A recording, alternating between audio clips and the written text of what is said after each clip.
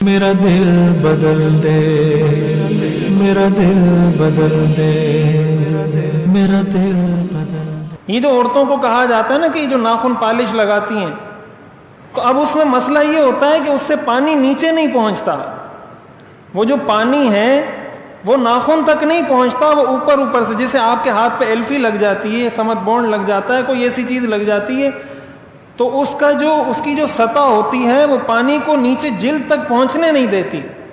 اس کا نتیجہ یہ ہوتا ہے جیسے رنگ لگ جاتا ہے، ایلفی لگ جاتی ہے، یہ چیز لگ جاتی ہے، وائٹو ہوتا ہے وہ لگ جاتا ہے، اس سے پانی نیچے نہیں پہنچتا، جس کی وجہ سے نیچے کا حصہ خشک رہتا ہے اور وہ عضو نہیں دھلتا۔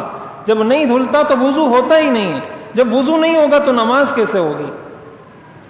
اس لیے عورتوں کو کہا جاتا ہے کہ ان چیزوں سے احتراز کرنا چاہیے کہ اگر آپ نے نماز پڑھنی ہے تو وضو تو آپ نے کرنا ہوگا۔ اب وضو آپ کیسے کریں گے؟